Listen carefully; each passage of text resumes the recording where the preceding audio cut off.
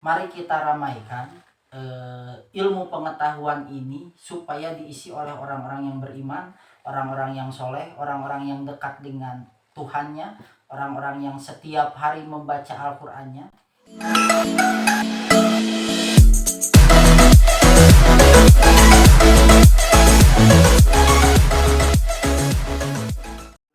Assalamualaikum warahmatullahi wabarakatuh. Waalaikumsalam warahmatullahi wabarakatuh.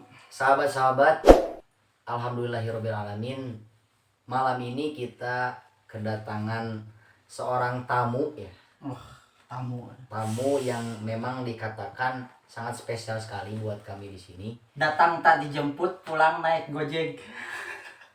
Jadi tema yang akan diangkat itu tentang santri dan IT. Nah, ini kebetulan beliau didatangkan masih hangat sebagai sarjana komputer ya. Namanya Indah Mulyana Eskom. Saya sendiri akan memimpin diskusi kali ini, podcast kali ini ya. Saya Cecep Saktiar ya. Tentunya bersama Kak Indah akan mengulas bagaimana tentang IT untuk santri. Mungkin bagi kami sebagai santri itu penting sekali karena masa depan yang sangat maju ini memerlukan pengetahuan di bidang teknologi yang begitu mendalam. Apa sih keuntungan, apa sih manfaatnya buat santri, dan bagaimana santri ketika menggunakan teknologi dengan secara positif. Mungkin sebelum ke sana ini saya kalau boleh meminjam istilah Gus Dur ya.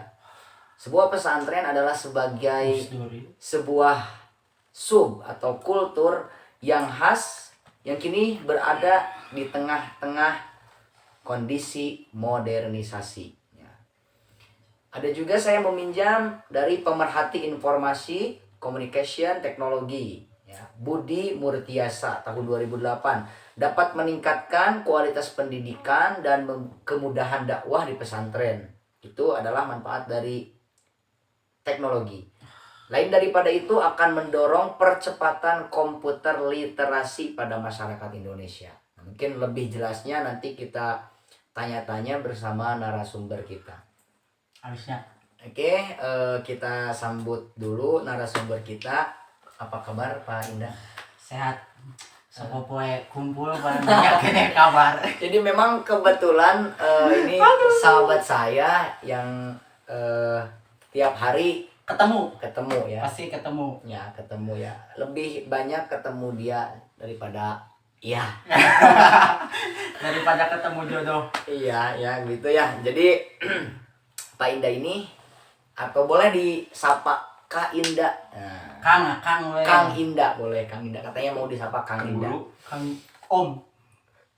Kang atau Om nih? Kang saja. Asli ya, enak mungkin Kang Indah. Orang Sunda Nah, jadi Kang Indah ini lulusan dari STTG. Sekolah Tinggi Teknologi Garut, yang memang secara di atas kertas itu universitas sekolah tinggi swasta terbaik lah. Se-Priangan Timur. Itu di atas kertas. Berbeda di hati mah mungkin beda-beda. Iya. Di hati mungkin dari teman-teman STTG yang ada yang lagi nonton, ya ini beliau like, comment, subscribe. Betul sekali.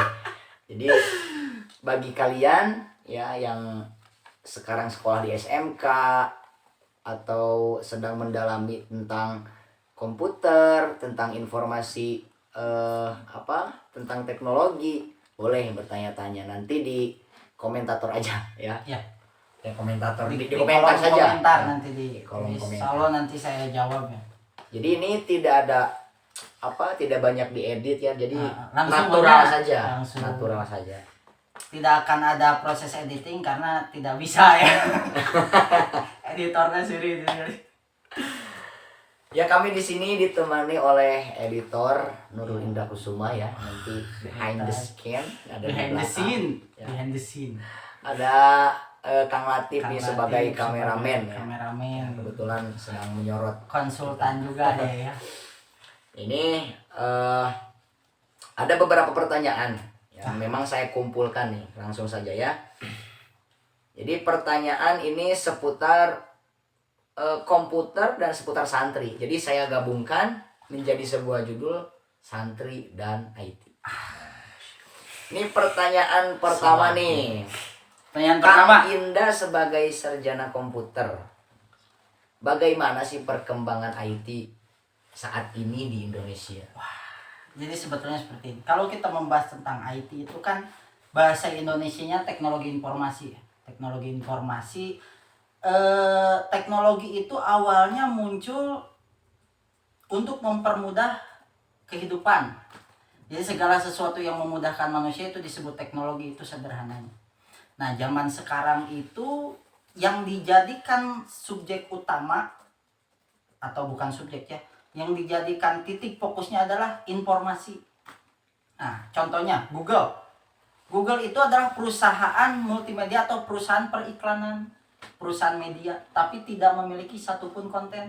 Nanyain konten saha? Yang bikin konten YouTube kan kita. Betul. Tapi YouTube dapat duit dari mana? Dari iklan. Padahal dia nggak punya konten. Berbeda dengan TV. Betul. Kalau TV kan punya sinetron gitu ya. Kemudian yang kedua, Airbnb, Gojek. Cantang tuh si Noboga Gojek itu punya motor kan. Betul. Belum tentu dia punya ojek. Terus contoh lagi Alibaba. Dia nggak punya produk, tapi menjadi perusahaan retail terbesar. Salah satu yang terbesar. Amazon dan katakanlah dan lain-lain. Nah, apa yang mereka jual itu sebetulnya informasi itu. Informasi. Yang namanya prinsip economic sharing. Red Doors. Namanya sewa apa? Sewa hotel. Gak usah ini. Yang punya hotel apakah Red Doors? Bukan, kan kita yang punya hotel. Betul. Nah, si Red Doors menjual informasi Hanya kepada mengiklankan saja. Menjual informasi kepada karyawan, kepada masyarakat. Nih, di sini ada hotel. Masyarakat bisa membeli. Tapi nanti kedepannya akan menjadi data teknologi. Kan sekarang informasi ada data. Kemudian, nah ini informasi sama data. Bedanya apa? Data itu adalah kumpulan fakta-fakta. Setelah fakta-fakta itu direkam, maka akan menjadi informasi. Nah, si data ini contohnya, hari Senin hujan, Selasa tidak, Rabu hujan, Kamis hujan, Jumat hujan, itu data. Ketika dia direkap, oh ternyata dalam satu minggu tiga kali terjadi hujan, 2 kali tidak, 2 kali cerah gitu. Nah itu sudah menjadi informasi. Jadi nanti teknologi akan beralih kepada data. Kita lihat sekarang banyak data scientist. Contohnya kalau orang zaman dulu, ini menarik. Tahu Pari Rimbon? Tahu. Pari Rimbon. Pari Rimbon kalau lahirnya hari Jumat tidak cocok di air misalkan, bagusnya di jualan gitu. Ternyata itu bisa dijelaskan secara teknologi. Ada namanya data scientist atau sistem prediksi. Dikumpulkanlah semua orang. 1000 orang contohnya. Di absen. Kamu lahir hari apa? Senin. Kamu Rabu. Kamu Selasa. Ternyata setelah diteliti, orang-orang yang hari Senin itu kebanyakan bisnisnya di jualan misalkan. Berarti kalau pakai algoritma misalkan sistem prediksi banyak ya, ada 5 asosiasi, klasifikasi dan lain sebagainya. Metodenya tentu banyak, ada decision tree, ada KNN, itu teknis lah. Ya, ini punten dulu Kak Indah. Jadi kalau misalkan data yang sudah di-upload ke media sosial itu berarti bisa dikatakan bahwa data itu valid atau tidak, bisa dikatakan oh ini benar, oh ini salah. Nah, kita bagaimana cara memilih data-data yang memang betul dan mana data yang ini data yang salah nih tapi dimasukkan dan diklaim itu betul. Iya. Jadi seperti ini. Pastikan sumber datanya itu adalah sumber data yang kredibel atau siapa yang mengatakan hal tersebut. Kan ayah undur mangkola non ginian dari undur makola watanzur makola, lihat apa pembicaraannya, jangan dilihat siapa yang membicarakan. Itu kalau berbicara tentang nasihat. Kalau nasihat tidak peduli dia datang dari orang kafir, orang yang non muslim gitu ya, atau orang yang tidak beragama, orang yang soleh, itu semuanya dengar selama bermanfaat kepada kita kalau berbicara tentang nasihat. Tetapi kalau informasi di dunia maya gitu ya, lihat siapa yang berbicara, jangan lihat apa yang dia katakan. Karena kita harus berdasarkan ahli yang ngomong. Saya ahli fisika, tapi saya ngomong misalkan tentang agama. Tapi saya ahli fisika, misalkan pemenang Nobel gitu nya. Ngomong bukan sesuai dengan apa yang saya bidangnya gitu kan. Jadi yang pertama itu pastikan sumbernya kredibel. Nah, yang kedua cek di Google kan ada. Itu di Google kalau ada pilihan Google Image ya, bisa dilihat misalkan ada foto telah terjadi penganiayaan di Yaman misalkannya. Coba aja itu gambar, pastekan ke situ, tempelkan search apakah betul itu peristiwanya di Yaman. Karena zaman sekarang kan gambarnya di mana, Betul betul. judulnya di mana. Itu yang kedua. Jadi yang pertama tadi perhatikan siapa yang berbicara. Misalkan detik.com, nah itu sudah bisa dipercaya karena Detik ini kan lembaga. Kalau yang www. Naon itunya teu pararubuh. Nah, itu mungkin itu harus kita waspadai benar atau tidak. Nah, Jadi sahabat-sahabat, ketika kita sedang berkecimpung di dunia internet itu lihat siapa yang berbicara. Ya. Jangan lihat apa yang dikatakan karena bisa jadi fakta yang orang itu katakan tidak sesuai dengan betul. yang kita pahami. Loh kok gini gitu kan. Berarti kalau dikatakan seperti itu tidak relevan dengan hadis yang tadi dong. Yang mana? Dengan undur makola wal tantur mangkola. Kalau berbicara nasihat itu. Contoh, Muktosin salah satu khalifah di zaman Abbasiyah Umayyah. Abbasiyah terakhir gitu, Muktosin itu. Itu dia diberikan nasihat. Jadi waktu itu kekaisarannya hancur oleh invasi Mongol dipimpin oleh Galakukan namanya. Galakukan. Gak dikasih makan selama 2 hari. Jadi habis tuh semua kerajaan teh. Rajanya di Sandra, gak dikasih makan. Kemudian rajanya bilang, saya lapar. Nah, coba minta makan. Sama si kaisar, bukan panglima Mongolnya itu dikasih emas. Saya lapar butuh makanan. Kenapa kamu ngasih emas? Kata si kaisarnya, bukan kaisar, panglimanya kayak gini bilang, kalau kamu tahu bahwa emas ini tidak bisa dimakan, kenapa kamu simpan? Kenapa nggak kamu bagikan kepada pelayan-pelayan yang selama ini rela mati untuk kamu? Betul. Nah, jadi poin yang bisa diambilnya. Itu poin yang bisa diambilnya ketika berbicara tentang nasihat, jangan lihat siapa yang berbicara, tetapi lihat kata-katanya. Betul. Itu nasihat. Tapi tadi kalau bertanya tentang informasi, nah kalau berinformasi lihat siapa yang berbicara. Berarti sebagai apa dia tuh kok Sebagai bicaranya apa? kok bicaranya seperti ini. Nah, sudah tahu orangnya, oh ternyata ini orang IT nih. Berarti, oh ini orangnya ini tentang ini Ustadz nih. Nah, berarti sudah jelas apa yang dibicarakannya. Jadi lihat apakah orang tersebut punya kapabilitas untuk mengatakan. Siap. Betul. Jadi sahabat-sahabat, ternyata teknologi ini adalah untuk mempermudah manusia dalam menjalankan tugas sehari-harinya. Ya. Gitu ya. Mempermudah pekerjaan. Dan kita juga dianjurkan untuk senantiasa berhati-hati ketika menggunakan media informasi ya, atau media sosial yang sudah memang seolah-olah sudah ada di genggaman kita semua ya. Kita harus hati-hati karena di situ ada yang fakta, ada juga yang memang hanya hoax, hanya bercanda saja gitu. Jadi silahkan, tadi harus sumbernya harus kredibel dulu dan lihat siapa yang berbicara, bukan apa yang dibicarakan. Maka kita akan menemukan sebuah informasi, insya Allah informasi yang benar. Yang benar. Jadi sahabat-sahabat, ada pertanyaan selanjutnya. Ini, peluang positif apa yang mungkin santri bisa dapatkan melalui media sosial? Yang memang akhir-akhir ini banyak media sosial yang disalahgunakan. Ya, seperti ya ada media TikTok. Ada media-media lain yang memang mengarah ke arah negatif. Ya, padahal memang disediakan bukan untuk hal-hal negatif. Ya. Karena penggunanya menggunakan dengan cara yang salah, maka salah juga, ke bawah salah aplikasinya gitu. Jadi coba pandangan dari Kak Indah seperti apa tentang media sosial yang cenderung ke arah negatif, dan bagaimana cara pemanfaatannya supaya lebih efektif untuk para santri ini? Ya, jadi media sosial itu sebetulnya tidak ada hukum negatif dan positif. Betul. Semua tergantung kepada siapa yang mengisi.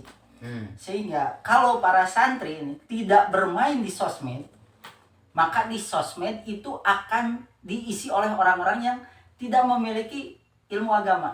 Betul. Jadi untuk teman-teman yang memang punya ilmu agama, santri katakanlah, silahkan saja bermain, ramaikan itu sosial media, sehingga nanti konten-konten yang negatif itu akan hilang dengan sendirinya. Nah, kenapa? Nah, kita harus membuat sebuah tren. Jadi kita tren namanya tuh tren yang lagi naik itu. Yang trending ya. Trending yang lagi, itu apa? Supaya positifnya lebih banyak. Supaya yang positifnya lebih banyak. Karena kalau tidak, dalam hal apapun, kalau yang positif itu tidak ikut campur, maka akan diisi dengan yang negatif. Betul. Ada seorang politikus yang bilang, "Pak, kenapa Bapak turun di dunia politik? Politik kan kotor." Kalau orang baik nggak ikut campur di politik, nggak terjun di politik, maka selamanya politik akan kotor. Maka kita sebagai niat baik nih, kita turun di politik, coba kita benahi segala semuanya. Sosial media pada saat ini menjadi senjata yang sangat baik untuk dakwah terutama. Betul. Karena orang-orang itu baca buku susah, dari baca buku ilmu-ilmu kayak gini susah. Tapi kalau berbicara tentang interaksi antara manusia dengan HP, dengan sosmed, itu satu orang bisa 7 jam menghabiskan waktunya di sosial media. Nah, kita coba isi nanti di sosmed itu, bikin konten-konten yang islami lah. Ya, ini memang kebanyakan realitanya seperti itu. Anak-anak muda zaman sekarang, jangankan anak muda yang tidak berada di pesantren, yang ada di pesantren pun kadang-kadang ketika keluar ataupun lagi di pesantren itu ada aplikasi-aplikasi yang memang menggiurkan. Iya. Jadi ini aplikasi yang memang mengarah kepada hal-hal yang diinginkan. Banyak ya hal-hal sebagai nafsu ya, nafsu manusia memang. Nafsu manusia ya. secara nafsu. Seperti ada permainan nih, permainan di game di gadgetnya atau aplikasi-aplikasi yang lain yang memang ke arah sana. Jadi dikhawatirkan seperti itu anak muda zaman sekarang gitu ya. Jadi sahabat-sahabat untuk bisa tahu bagaimana cara menggunakan media sosial itu, kita sebagai santri maka harus senantiasa silahkan ketika tidak ada jam pelajaran di pesantrennya, silahkan gunakan sebaik mungkin gadget kalian. Atau ketika kalian pulang ke rumah, silahkan kalian buka HP kalian, posting tentang kajian-kajian yang ada di pesantren kalian, ataupun hal-hal yang memang kalian bisa ya, kalian mampu tentang ilmu agama, share di situ. Ya, boleh tentang kitab apapun gitu. Supaya hal-hal yang negatif itu kalah dengan hal yang positif, jadi hilang, ketutup. Jadi pada intinya seperti itu. Iya, sering aja update status ngaji, foto masjid, kata-kata mutiara. Nanti orang lihat, wah, orang-orang lagi tren nih pada ke masjid. Nah, dan kita kamar rasid. Tapi ada nih, Penda, santri yang memang tidak megang HP. Jadi kondisinya seperti apa nih apabila seorang santri tidak banyak berkecimpung di media sosial? Bagaimana dampaknya bagi dia pribadi dan dampaknya bagi para pengguna media sosial yang lain? Santri tidak berkecimpung di HP. Menurut saya godaan paling besar seorang penghafal Quran adalah HP. Godaan terbesar ya, berdasarkan beberapa pengalaman gitu kan. Yang banyak pegang HP santunya, kok hafalan saya nggak nambah-nambah, ketika dicabut HP-nya gitu kan, alhamdulillah naik. Ada pepatah Sunda bilang, kudu ngindung ka waktu mi bapak ka zaman. Kita harus ibu ngindung teh apa ya, mengibukan waktu, membapakkan zaman. Betul. Jadi kita harus mengikuti, mau tidak mau harus mengikuti, karena zamannya beda. Sayyidina Ali bin Abi Thalib radhiyallahu anhu mengatakan, ajarkanlah anak kalian, jangan ajarkan anak-anak kalian seperti bagaimana kalian diajarkan. Coba, karena tantangannya di depan itu akan berbeda. Bagaimana sekarang godaannya itu sudah ada di depan HP sekarang godaannya. Betul. Tinggal nginstal VPN kan beres itu. Kalau zaman dulu kan lebih susah itu untuk mengakses hal-hal yang negatif. Justru sekarang dimudahkan ya. Sekarang dimudahkan. Informasi yang positif sangat mudah, yang negatif sangat mudah. Sehingga memang bentengnya juga harus kuat soal di sini ya. Betul. Jadi kalau kembali lagi pertanyaan tadi, santri itu apakah tentang HP gimana? Kalau menurut saya, kalau lagi belajar berhenti dulu HP. Minimal sampai SMP atau SMA berhenti HP. Setelah SMA silahkan. Karena setelah menginjak SMA atau perguruan tinggi itu kita sudah harus bermain di sosial media. Betul. Kalau ceramah yang datang 100 orang ya udah berarti ilmunya hanya nyampe ke 100 orang. Tetapi kalau kita posting hal-hal positif ceramah kita dalam bahasa Sunda misalkan, itu sama dengan berbicara dengan orang-orang yang ada di Jawa Barat. Dakwah dengan bahasa Indonesia sama dengan berbicara dengan orang-orang yang di Indonesia lah. Betul. Kalau berbicara dakwah dengan bahasa Inggris itu sama dengan kita berdakwah kepada seluruh dunia. Betul. Gitu. Jadi karena bahasa internasional bahasa Inggris ya, bukan bahasa asing. Betul. Jadi kita harus bisa memposisikan kapan waktu untuk menggunakan gadget kita ya. Bagusnya dibatasi sih, seorang santri harusnya batasi agar fokus. Betul. Jadi harus dibatasi, mungkin sehari berapa jam tuh pegang handphonenya, jangan sampai pegang handphone lebih banyak daripada kegiatan menghafal. Itu menghafal Al-Quran dan menghafal kitab yang lainnya. Iya. Jangan sampai seperti itu. Atau seminggu berapa kali? Kalau di pesantren saya itu 1 minggu 1 kali kan enggak? 1 minggu 1 hari. Nah, jadi setiap hari Jumat, hari Minggu, kalau yang akhwat itu hari Minggu dibagikan, kalau yang ikhwan hari Jumat dibagikan. Jadi 1 minggu 1 kali bergilir. Jadi tidak ada istilah ikhwan dan akhwat nanti bisa kontekan gitu. Minimal minimal di pesantren gitu. Jadi di rolling dipisah.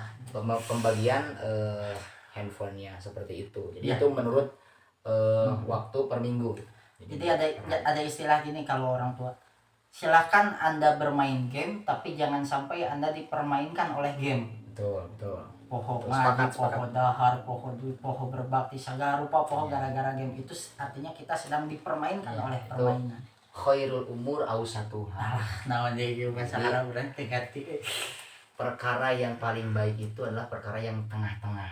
Jadi tengah. kalau terlalu berlebihan itu tidak boleh, jelek. Ya. Israf namanya, berlebihan. Tapi kurang juga kita tidak tahu wawasan tentang teknologi itu jangan juga, kita jangan sampai gaptek ya. Tengah-tengah. Kita harus tengah-tengah. Berarti orang mau isuk pindah ke Jawa Tengah, ulah Jawa Barat atau Jawa Timur. Ya harus tengah-tengah ya. Tengah-tengah pas. Jadi harus bisa memposisikan kapan waktunya, ya bersama siapa dan apa kepentingan menggunakan gadget tersebut.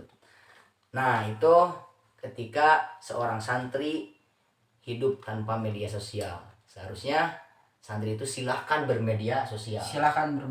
Tapi dengan syarat dia sudah punya benteng. Sudah punya benteng yang kuat baru. Karena kalau tidak punya benteng kabawakeun.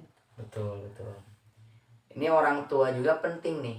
Sangat penting mengarahkan seorang anaknya, terlebih zaman sekarang itu harus dimasukkan ke pesantren-pesantren yang memang yang digodok di pesantren itu akhlak. Yang kedua keilmuan. Kalau di sekolah itu banyak godaan dengan handphone. Kalau di pesantren itu bisa bisa digodok ya, supaya santri itu diketatkan. Pendidikan 24 jam. 24 jam pendidikannya adalah pesantren gitu. Termasuk tidak boleh memegang HP, ada larangan itu hanya di pesantren. Tidak ada di lembaga-lembaga lainnya. Betul. Lembaga-lembaga lain. Nah, itu untuk para orang tua harus senantiasa bisa mengontrol anak-anaknya supaya anaknya tidak berlebihan dalam memainkan HP-nya. Nah, ini pertanyaan selanjutnya, Kak Indah. Jadi bagaimana nih saran-saran dari Kak Indah supaya santri dan IT ini bisa terwujud dengan sukses di pondok pesantren? Karena memang ada pesantren yang salafi yang masih Nah, tradisional banget nih, tradisional. yang nggak ngenal kayak gitu-gitu, nggak ngenal duniawi, yang penting makan, gelar Ngaji, di mana, makan itu gelar di gelar di kresek atau di apa namanya, nah, daun cawu ya, tapian tuh pada atau di dipakai. cempeh itu di tak nampan ya. Tampan. Itu masih tradisional banget.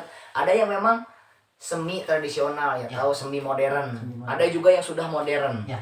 Nah itu bagaimana ketika supaya santri tidak jauh daripada ilmu dan tidak ketinggalan dengan teknologi juga, supaya berkembang di pesantren seperti apa? Bagaimana sarannya? Jadi antara ilmu dan iman, nah ini menarik. Masa kejayaan Islam itu terjadi di zaman kekhalifahan Harun ar-Rasyid. Jadi Harun ar-Rasyid ketika beliau menjadi khalifah, beliau itu menerjemahkan semua manuskrip-manuskrip, semua buku-buku yang dari Yunani, kemudian dari Cina, dari Romawi, pokoknya peradaban seluruh dunia yang memang maju diterjemahkan ke dalam bahasa Arab. Sehingga orang-orang Arab mempelajari. Pada saat itu langsung naik pesat Al-Khawarizmi, Ibnu Sina, bapak kedokteran modern. Kemudian Al-Biruni, banyaklah kita lihat. Bahkan Baitul Hikmah itu adalah rumah dari apa ya, rumah dari kebijaksanaan. Di dalamnya perpustakaan, semuanya di dalamnya itu adalah buku. Nah, jadi semenjak saat itu naiklah peradaban Islam. Kenapa? Karena tidak dipisahkan mana ilmu dan mana iman. Mana ilmu dan mana iman. Sehingga pada saat itu di daerah, kalau nggak salah di daerah Eropa itu, laki-laki yang bisa bahasa Arab pasti lamarannya diterima. Lamun ayeuna nama di Eropa zaman ayeuna nama, karena Eropa masih gelap ya, di Spanyol gitu ya, pasti lamarannya diterima. Itu ibaratkan, kata guru ngaji saya, pemuda yang sudah bisa bahasa Arab diibaratkan kalau zaman sekarang mah iyalah abdi negara. Gitu. Kan kita menjadi abdi negara pakai ieu ngelamar pasti diterima. Nah, itu adalah kuncinya. Jadi mempelajari semua, walaupun itu datang dari orang yang tidak bertuhan, katakanlah. Contoh kita belajar kalau tentang teknologi. Nah, ini jangan sampai ada bahasa teknologi ini, komputer ini adalah barat. Kita harus jauhi, nggak bisa. Karena pada dasarnya algoritma itu yang nemuin orang Islam. Al-Khawarizmi itu. Terus teknologi, misalkan tentang hacking, penetration testing, OS yang biasa digunakan Kali Linux, itu yang bikin orang Yahudi dari Israel. Kalau kita tidak mempelajari itu, waripuh. Maka nanti orang-orang yang bergerak di bidang keamanan jaringan pasti diisi sama orang-orang yang bukan Islam. Jadi tidak apa-apa tadi saya bilang, asalkan itu ilmu seperti Harun ar-Rasyid, gak apa-apalah ambil dari kebudayaan Mesir, gak apa-apa ambil dari Cina, gak apa-apa dari Yunani, dari Romawi yang mereka Tuhannya ada 3 gitu. Itu tidak jadi masalah, tapi kita pelajari sehingga ilmu pengetahuan menjadi napas bagi iman juga itu.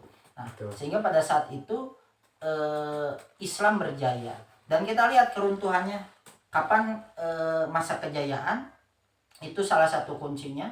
Kemudian turunnya masa kejayaan Islam itu pada saat yang pertama orang-orang mulai memisahkan antara ilmu dengan iman. Jadi udahlah, nggak usah pelajari itu, yang penting kita mah kepada Allah. Padahal ketika di dunia kunci kesuksesan itu adalah ilmu maksudnya ilmu dunia ya. Kalau dulu tentang teknologi itu dibahas tentang sekarang nuklir, pelajari itu nuklir, pelajari itu tentang data scientist, pelajari tentang artificial intelligence, kecerdasan buatan ya. Itu semua harus dipelajari, karena kalau tidak dipelajari maka orang-orang yang mempelajari adalah orang-orang yang bukan santri. Sekali lagi seperti itu. Nah ini mirisnya, kalau kita lihat ketika ada pembahasan tentang kecerdasan buatan gitu ya, pasti yang diwawancara itu, mohon maaf gitu ya, orang-orang luar itu yang diwawancara, karena mereka dianggap ahli. Kenapa mereka ahli? Karena mereka lebih dulu mempelajari itu. Jadi zaman sekarang itu kayak guru dan murid bukan berarti guru lebih pintar, tapi guru lebih dulu mempelajari perkara tersebut. Betul. Murid belakangan gitu. Betul. Padahal murid pun posisinya belajar seperti guru yang murid pun sama statusnya seperti guru. Yang bedanya itu saya lebih dulu mempelajari ini, betul, kamu belakangan gitu. Bahkan tidak jarang saya belajar kepada orang-orang yang lebih muda gitu. Karena yang lebih muda kan otaknya betul, masih fresh ya. Betul. Orang sloba cicilan. Kalau masalah ilmu mah siapapun bisa menjadi guru kita. Betul. Sekaligus anak yang yang baru lahir pun juga baru lahir ya, bisa dia mengajarkan dengan nangisnya, bisa kita teringat bahwa oh ini anugerah Allah bahwa dia kecil-kecil sudah bisa nangis. Siapa yang ngajarin gitu? Kecil-kecil bisa nangis. Padahal siapa loh yang bisa, kita lagi gini nih tiba-tiba nangis, nggak bisa kan? Nggak bisa. Nah, itu anak kecil udah cerdas. Anak mah bisa ciri tiba-tiba. Jadi para buaya yang air mata buaya itu harus belajar ke bayi. Betul. Natural betul. sekali mereka.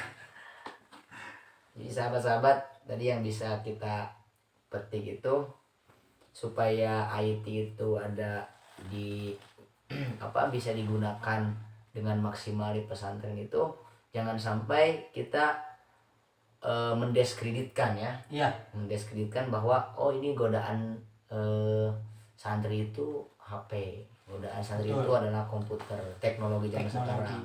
Padahal tidak seperti demikian. Tidak. Bahwa ilmu dan amal itu bisa bersatu. Bisa bersatu. Ya. Bahkan harus bersatu. Harus bersatu. Harus bersatu. Ya. Supaya kembali lagi kejayaan Islam.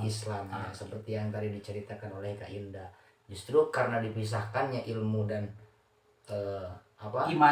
ilmu dan iman itu akan membuat keruntuhan ya. Kalau berdasarkan cerita tadi. Nah, tadi juga yang pertama kan itu dipisahkan. Kemudian yang kedua, hancurnya Khilafah Harun ar-Rasyid itu karena invasi dari Mongol. Jadi serangan dari luar. Kaum Mongol itu nyerang semuanya dengan. Jadi di dunia ada 2 jenderal yang tidak pernah kalah seumur hidupnya. Yang pertama dari Islam namanya Khalid bin Walid radhiyallahu anhu, gak pernah mengalami kekalahan waktu pasukan dipimpin oleh Khalid. Yang kedua adalah Genghis Khan. Ini orang Mongol. Jadi Genghis Khan itu tidak pernah kalah. Nah, kemudian masuklah menjajah ke tanah Arab, kemudian itu semuanya hancur. Dan itu bisa terjadi ke Indonesia. Betul. Karena Indonesia itu sangat kaya khatulistiwa. Jadi logikanya seperti ini. Kalau kita bikin balon yang transparan, kemudian kasih glitter itu yang yang buricak burinong tenawan atau nyala ya, yang kayak yang buat ulang tahun ada yang kecil-kecil itu glitter kayak editor pasang foto glitter ya. Glitter masukkan ke dalam bola, kemudian bola itu diputarkan bukan namper ya, berkumpulnya itu biasanya dia di daerah pinggir karena muter kan. Nah ini muter, ngumpulnya tuh di daerah pinggir. Itu adalah garis khatulistiwa, begitupun bumi. Nah, segala kekayaannya itu akan nempel di garis khatulistiwa. Kekayaan yang ada di bumi ini.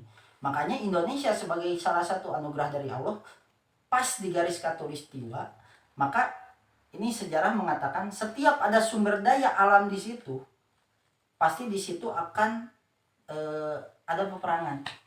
Ya peperangan misalkan perang dagang lah. Pokoknya akan banyak politik itu, akan banyak persaingan, tidak hanya tentang. Maka kalau kita tidak mempersiapkan diri seperti zaman dulu kekhilafahan Harun ar-Rasyid, siap-siap aja gitu. Karena apa? Kita tidak mempersiapkan diri. Yang kedua, kita punya sumber daya tapi tidak bisa mengelola. Singapura punya apa? Nggak punya apa-apa, tapi menjadi salah satu negara maju. Karena mereka orang-orangnya bisa mengelola. Kekayaan Indonesia dikuasai misalkan gitu ya. Nah, jadi kalau tidak ingin menjadi pribumi di tanah sendiri, tidak ingin Indonesia yang mengelola kekayaan Indonesia ini, harus mempelajari teknologi atau belajar ilmu. Pokoknya kan orang disuruhnya hadisnya yang dari liang lahat dari sampai liang kubur tolabul ilmi itu kan wajib bagi muslimin wal muslimat minal mahdi ilal lahdi. Dari mulai kita dilahirkan sampai ke liang lahat. Jadi harus belajar gitu. Harus belajar. Ketika kita berhenti belajar itu pada saat itu matilah diri kita sebetulnya. Jadi jangan pernah berhenti belajar. Kalau siapa Steve Jobs yang bikin Apple itu bilang tetaplah merasa lapar, tetap merasa miskin. Jadi harus terus aja gitu kan. Kalau kita ngerasa miskin kan pengen kaya gitu. Kalau kita lapar pengen makan terus aja, harus ada asupan. Betul. Nutrisi. Jangan berhenti ya. Jangan berhenti. Jangan berhenti, kita minimal merangkak ya. Teruslah berjalan, minimal merangkak, tidak boleh berhenti. Karena kalau berhenti itu kita dikatakan mati. Apalagi mundur. Ya. Kenapa kamu mundur? Percuma. Mundur alon-alon aja. Percuma. Anu tulus mah eleh kudu mulus. Ya sahabat-sahabat, seperti itu penjelasannya, mungkin bisa dicerna oleh kita ya, karena penjelasannya yang sejelas-jelasnya ya. Sejelas-jelasnya. Panjang. Ini tentang ada iman, ilmu, amal. Itu kalau kita mengaku orang muslim, kita senantiasa harus mempersatukan itu. Iya, betul. Ya, harus digabung, maka jadilah orang yang bermanfaat tapi jangan dimanfaatkan. Dimanfaatkan. Jadilah orang yang bermanfaat, jangan jadi orang yang dimanfaatkan. Rugi orang atau dimanfaatkan. Ini jangan seperti orang Yahudi. Jangan seperti orang Nasrani ya. Itu dikatakan kan di surah Al-Fatihah, ghairil maghdubi alaihim waladdallin. Ada maghdubi, ada dhalin. Ya, itu penafsiran sebagian ulama adalah maghdubi itu orang-orang Yahudi. Kalau ad-dhalin itu adalah orang-orang Nasrani. Yang dikenal mana orang-orang Yahudi itu senantiasa beramal, tapi tidak berilmu. Tapi kalau misalnya ad-dhalin itu adalah orang berilmu. Nasrani, orang yang berilmu, pintar-pintar, tapi tidak mau beramal. Jangan sampai seperti itu. Dua-duanya orang. Sebagai kita sebagai orang muslim, maka sepatutnya kita tadi beriman, terus kita berilmu, sudah berilmu nih, nimba di pesantren, di sekolah, amalkan. Amalnya bagaimana cara menggunakan IT yang benar, bagaimana cara menggunakan HP yang benar. Ya. Kalau misalkan amalnya santrinya santri jadi nih, kalau kaleng-kaleng sih pasti menggunakannya tetap seperti layaknya bukan santri. Tapi menarik tadi, santri itu dikatakan jadi ketika apa? Ya biasa kan di pesantren itu ada yang ngajinya cuma 3 tahun, 4 tahun, bahkan ada yang 25 tahun. Jadi kalau di pesantren SMA sama UN lulus gitu ya. Dikatakan lulus itu seperti apa santri itu? Kalau di pesantren? Kalau di pesantren itu dikatakan jadi itu kalau sudah membereskan minimal kitab sudah dikaji semuanya, atau sudah ada doa daripada ustadznya. Ini kamu sudah layak mengamalkan ilmu di masyarakat, silahkan. Jadi ACC daripada ustadznya itu. Jadi tidak usah ada ijazah-ijazah. Kalau di pesantren sebagian sih, sebagian yang lain ada yang menggunakan ijazah. Kebanyakan seperti itu. Jadi silahkan. Ijazahkannya biasanya pakai mulut nih. Saya ijazahkan ilmu kepada Anda, dan si murid itu ijazah sebagai murid nerima dong yang diijazahkan gurunya. Alhamdulillah ilmunya tinggal mengamalkan. Setiap muridnya ngajar, maka disebut-sebutlah gurunya.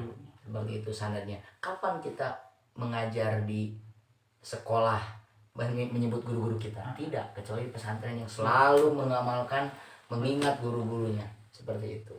Itu untuk ijazah di pesantren ya. Ijazah. Yang terakhir nih, terakhir adalah harapan bagi santri mengenai IT ini di masa yang akan datang seperti apa. Tidak boleh dong seorang pemuda bobrok ya. Betul. Dalam sebuah hadis ya, dikatakan negaranya itu kuat ketika pemudanya kuat ya, dan dikatakan lemah suatu negara apabila pemudanya lemah. Al-Fata imadul bilad. Al-Fata imadul bilad. Al-Fata itu pemuda. Imadul itu tiang. Bilad itu negara.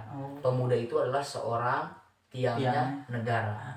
Wa idza fasadal fata fasadatil bilad, wa idza soluhal fata soluhatil bilad. Rusak pemudanya, rusak negaranya.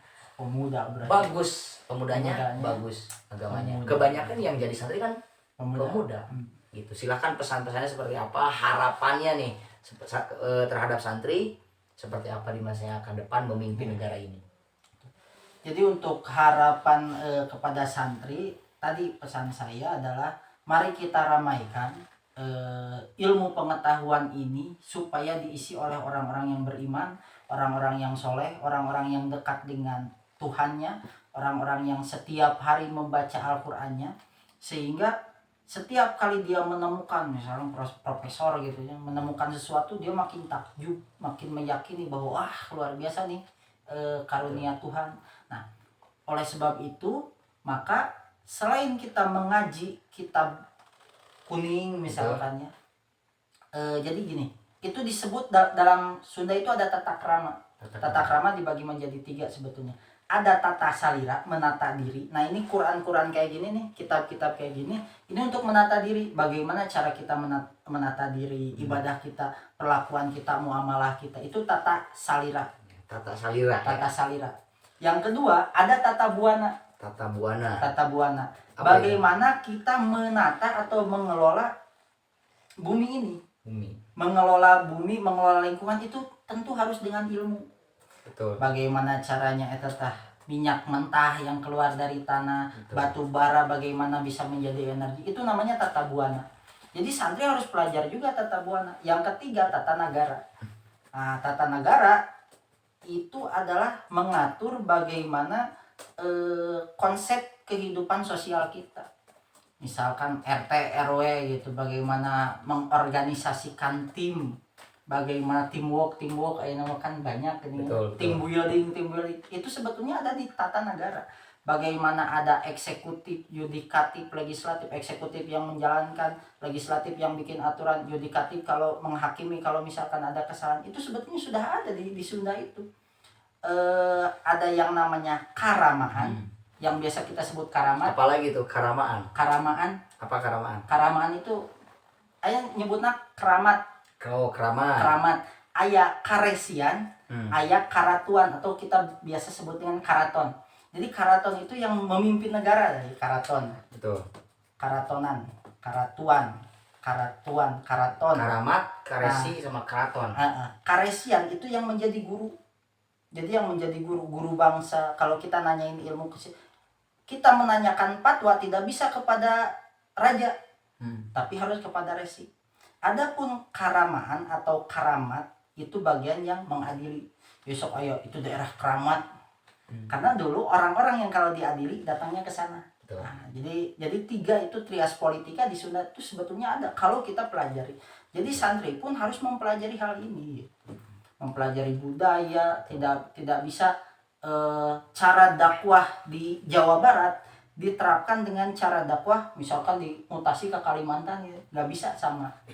Orang sepuh kita bilang kan ciri sabumi cara sadesa Jawanya tutung miritna. Artinya setiap tempat itu beda cara. Maka belajarlah di situ sosialisme, bukan sosialisme, ilmu sosial, antropologi. Di situ juga santri harus belajar. Jadi ketika kita berdakwah menyampaikan kebaikan, tidak hanya cukup dengan ayat, tidak hanya cukup dengan Al-Qur'an, tapi kita juga harus memahami kebudayaan. Bagaimana Wali Songo dulu kan betul pakai wayang, pakai gamelan, pakai musik gitu, dengan tradisi-tradisi sehingga diterima oleh masyarakat dengan mudah.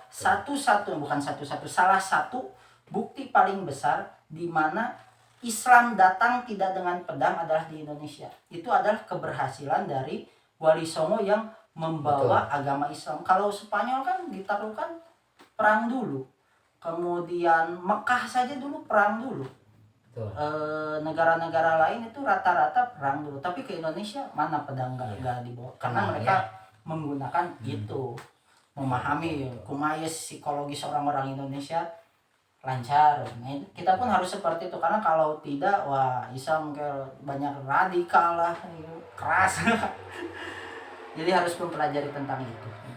Jadi sahabat-sahabat, saran dari Kak Indah ini para santri harus memang senantiasa bisa menata diri ya, yang disebut tata salira tadi. Harus bisa menata diri, mau dibawa kemana nih diri kita. Iya.